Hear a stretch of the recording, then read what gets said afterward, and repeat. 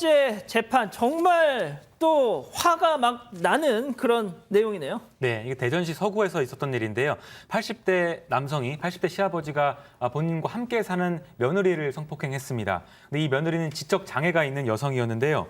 이 80대 남성은 지난해 10월에 대전 서구의 자택에서 며느리의 방문이 열린 걸 보고 들어가서 강제로 추행을 했습니다. 그러니까 며느리가 하지 마시라, 아들이 있으니까 안방으로 가서 주무셔라라고 말을 했는데도 이후에 강제로 성폭행하기도 한 걸로 조사가 됐습니다. 또 아내가 요양병원에 가서 없거나 손자가 집을 비운 틈에 이런 범행을 저지른 걸로 조사가 됐습니다. 자, 그럼 여기서 이번 재판 체크포인트 짚어보죠. 손자 앞에서도 점점점입니다. 자, 손자가 있는 앞에서 자기 남의 손자도 아니고 자기 손자가 있는 앞에서 자기 며느리를 그럼 아이가 그걸 봤다는 거 아닙니까? 네. 이게 정상적으로 그 아이가 아무리 몰라도 이게 어떤 상황인지 짐작이 될 거 아니에요. 그렇죠. 이제 이 손자가 몇 살인지는 모르겠는데 어린 시절에 이런 누군가 자기 엄마와 아빠 혹은 그 다른 사람이라고 해도 성관계나 이런 성폭행의 장면을 보는 건 굉장한 충격입니다. 네, 이게 굉장히 그 무의식적으로 깊이 들어간 충격이기 때문에 저희도 상담을 할 때도 이런 경험이 있다면 특별히 그 경험에 대해서 좀 주의를 요한다는 생각을 하면서 상담을 하는데요. 이 아이 같은 경우에는 이게 해결되지 않으면 평생 트라우마가 될 수 있고 그렇기 때문에 도리어 정확한 상황을 나중에라도 아는 게 중요하거든요. 이걸 인지할 수 있는 나이가 되지 않으면 이게 오해가 될 수도 있고 또 비밀이 될 수가 있는데 가족 비밀처럼 남아있으면 이게 도리어 나중에 큰 상처나 어떤 망상이나 어떤 행동장애의 원인이 될 수 있기 때문에 도리어 이 아이가 설득될 수 있는 상황으로 이제 누군가가 얘기를 해주는 게 낫습니다. 지금 우리 가족 여러분들, 승 의원님. 네. 이건 짐승도 이런 짓은 안 한다고 지금 그러고 계세요, 지금. 뭐 시아버지 진짜 얼굴 한번 보고 싶은데 뭐 아까 우리 앵커가 말씀 주셨다시피 뭐 이런 사건 저희들이 얼굴을 못 보니 얼굴 보고 한마디 하고 싶은 것도 못하는 지금 상황인데요.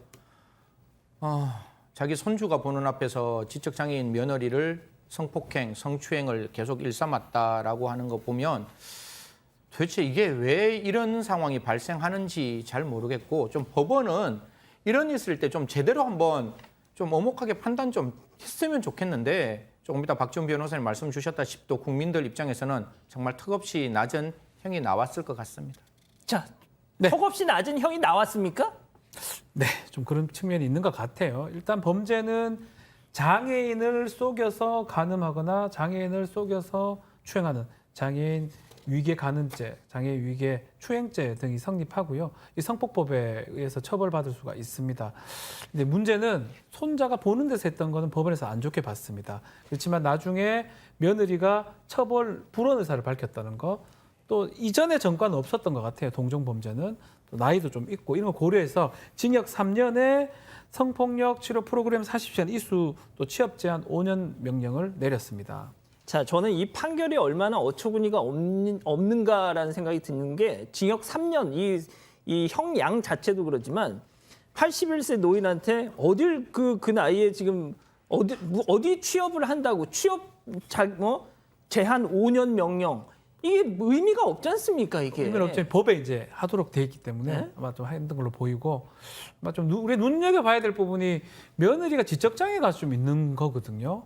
그러면 이게 과연 이게 제대로 된 합의 의사를 표현한 건지 아니면 같이 살고 있고 또 시아버지이기 때문에 처벌 불원을 한 건지 이 부분이 좀 애매하고 또 우리 사건 반장에서 항상 지적했던 부분인데 최근에 법원에서는 신중하게 하긴 합니다.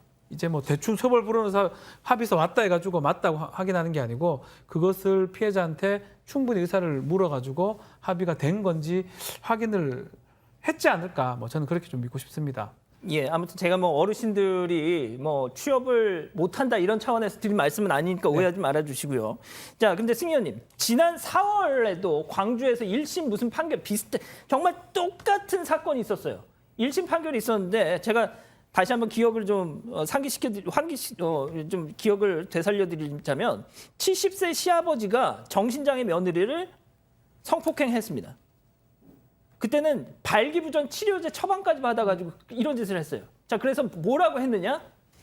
난 며느리를 예뻐한 죄밖에 없다. 그런데 재판 이 형량 어떻게 나온지 아십니까? 5년 나왔습니다. 도대체 저는 이 재판부가 왜 이렇게 이런 정말 터무니없는 범죄에 대해서 너 이렇게 관대한지 저는 이해할 수가 없어요. 예?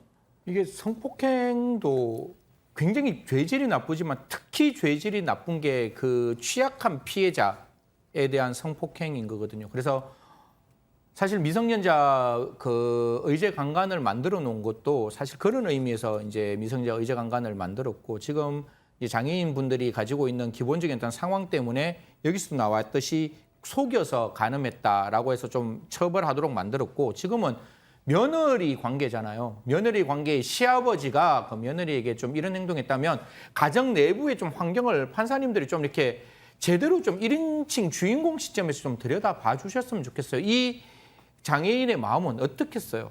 자기 아들 앞에서 자기 시아버지가 자기의 성적 자기 결정의 자유를 침해하고 있는 그 며느리가 마지막 순간에 그 시아버지를 용서할 수밖에 없었던 오히려 이건 저는 더 가중처벌해야 되지 않느냐 그렇게 생각합니다. 예. 소장님 이 가장 중요한 건 남은 구성원들이에요.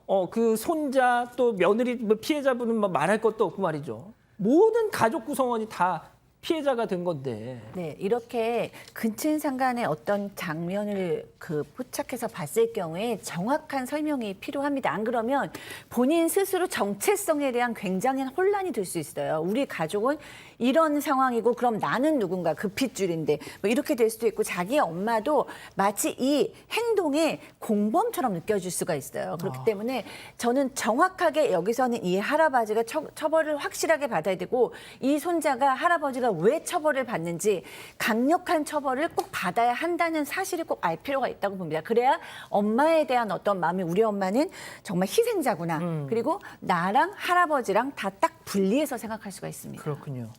알겠습니다. 첫 번째 재판 이렇게 마무리하고요.